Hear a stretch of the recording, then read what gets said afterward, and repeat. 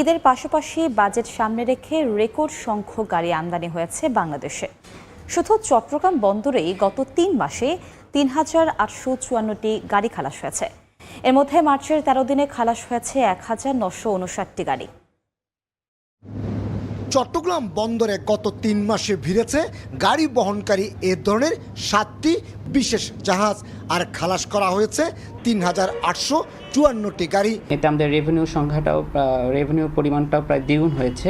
চট্টগ্রাম বন্দরের বহুতল শেডের পাশাপাশি অন্যান্য শেডগুলো এখন আমদানি করা গাড়িতে পরিপূর্ণ।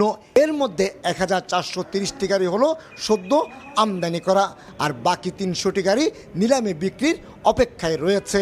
টোটাল এখন চট্টগ্রাম বন্দরের অভ্যন্তরে আমাদের প্রায় ১৪০০ ইউনিটের মতো গাড়ি আছে, এবং অকশন ডিক্লার্ড গাড়ি আছে হচ্ছে প্রায় ৩০০-র মতো। এদিকে আমদানি করা গাড়ি থেকে ৭৪৮ কোটি টাকা রাজস্ব আদায় করেছে চট্টগ্রাম কাস্টম হাউস। ব্যবসায়ীরা যদি গাড়ি নিয়ে আসে, আমাদের তো এটা ছাড়করণ করতে তো কোনো বাধা নাই। তবে ব্যবসায়ীদের দাবি, আসন্ন বাজেটে গাড়ির শুল্ক হার আরও বাড়ানো হতে পারে, তাই বাড়তি লাভের আশায় এখন বাড়ানো হয়েছে গাড়ি আমদানি। কিছু গাড়ি এনে রাখলাম, পরে বিক্রি করব, সেটা স্বাভাবিক প্রবণতা। এখানে কিন্তু জোচ্চুরির কোনো বিষয় নেই। ঈদের আগে অন্তত ৭০০ গাড়ি নিয়ে আরও একটি জাহাজ চট্টগ্রাম বন্দরে ফেরার কথা রয়েছে।